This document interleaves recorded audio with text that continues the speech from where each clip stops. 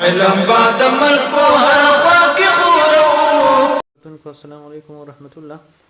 Welcome to 26th day شپږشتمې ورځ ته مو ښه راغلاست او هرکلی کوم. په وړاندنۍ برخه کې موږ وایو چې answering the door دروازې ته ځواب ورکول. Hello Bob سلام بابا. Is Lisa at home؟ لیزا په کور کې ده. Is Lisa at home؟ آیا لیزا په کور کې ده؟ Yeah, stayed hotel. Come in Raza. She is in the dining room. هغه په خوړنځي کې ده یا د خوړو یا د خوراک په کوټه کې ده. نو دا answering the door دروازې ته ځواب ورکول. اوس راځو هغه کلمات دي چې موږ په هغه کلماتو سره د یو چا څخه مننه کوو. thanks مننه، شکریه. thanks مننه. thank you very much ډیره زیاته مننه. thanks so much ډیره زیاته مننه. thanks a lot ډیره مننه. you are welcome یو چا سره دې مرسته وکړه هغه ته وایي چې ډیره مننه. ته ورته وایي چې you are welcome د مننې وړ نه دی. my pleasure هم د مننې وړ نه دی. not at all د مننې وړ نه دی. I am very grateful to you زه له تاسو څخه د زړه له تله مننه کوم. ستاسو ډېره مهرباني. I am sincerely grateful to you د زړه له نیته له تاسو څخه مننه کوم. thanks for your help ستاسو د مرستې نه ډېره مننه. دا هغه لغات او کلمات چې په واسطه موږ د چا څخه مننه کوو. د مننې الفاظ وو. راځو 50مې صفحې ته وورډ سیکشن د لغاتونو برخه ده. اولنی لغت دی ګیمبل معنا قمار وهل. قمار وهل. ګیمبلر معنا قمار باز. ګان توپک. ګلت ګناه. ګلټي ګناهګار. ګیسټ ملما. ګلاد خوشاله. gain لاسته راوړل. gate غټه دروازه. grateful شکرګزار منندوی. grow وده نمو کول. guide رهنمایی کول، لارښوونه کول. garden معنا محافظ. get ترلاسه کول یا لاسته راوړل. goal موخه، مقصد یا هدف. نو دا و د نن ورځې لغات. Now come to the grammar section. اوس د ګرامر برخې ته راځو.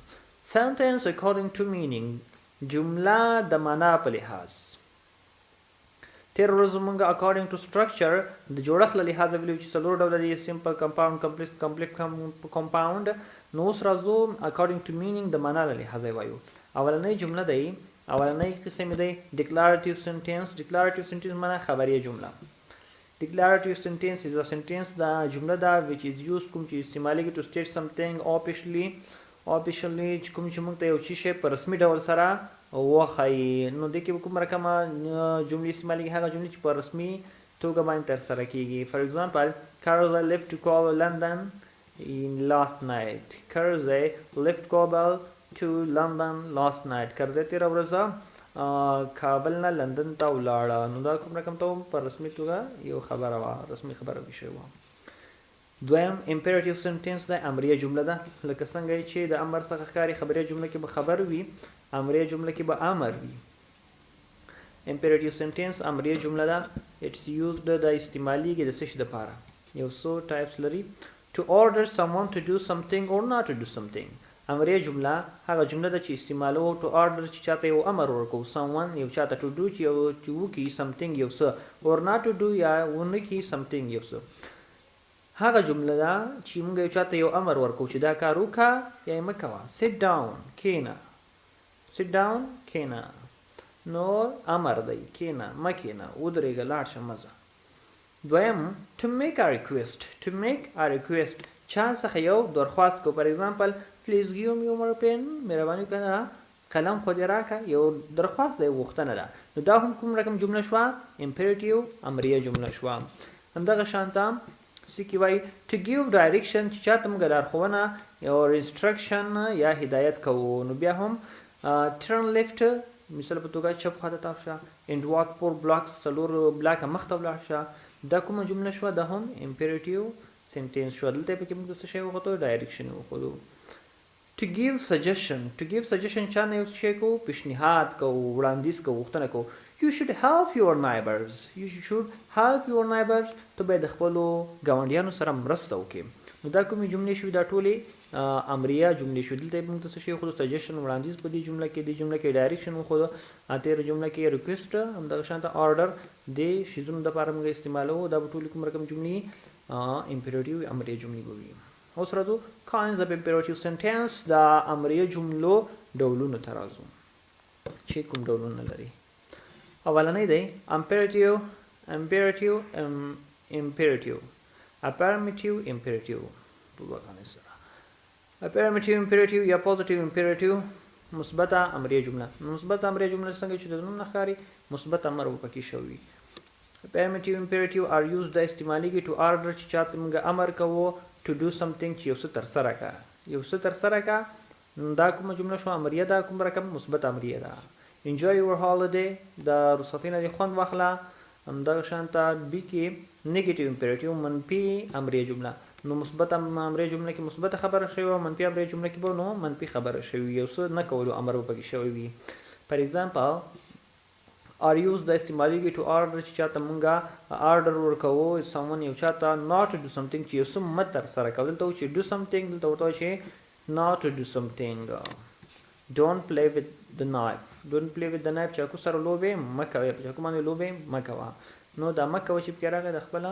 منفي امریه جمله شوه emphatic imperative معنا تاکیدي امریه جمله نو دې کې به خامخا نو نوم نه ښکاري تاکید به پکې شوی یو څه باندې we can make emphatic imperative with do plus by infinitive موږ وایي کولی شو چې emphatic imperative یا تاکیدي امریه جمله جوړه کړو په چا سره do plus by infinitive یا مصدر سره موږ کولی شو دې فارمولې سره همدغه جمله جوړه کړو دې باندې به انشاءالله چې یو ورځ خبره وکړو دوی ور هومورک کورنۍ دنده ترسره کړه دریم قدم کې نو دا و د kinds of imperative sentence دا امریه جملې ډولونه چې مثبت جمله مثبت امریه مثبت امر به پکې شوی منفي امریه منفي امر به پکې شوی وي همدغه شانته emphatic و تاکیدي و تاکید به پکې شوی وي نو دریم قسم دی interrogative sentence سوالیه جمله interrogative sentence is a sentence دا یوه جمله ده which is used کوم چې استعمالیږي to ask a question چې او پوښتنه څنګه کې او پوښتنې د پوښتنې په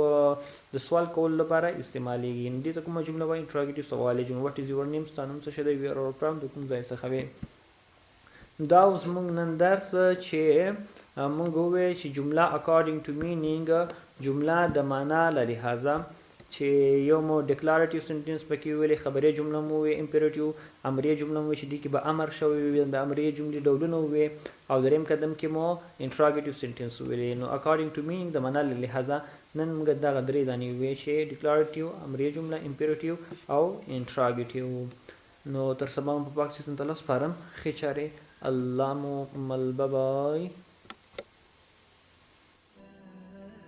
لیدلو مو ډیره مننه د نورو ویډیوګانو لپاره زموږ یوټیوب چینل در سره سبسکرایب کړئ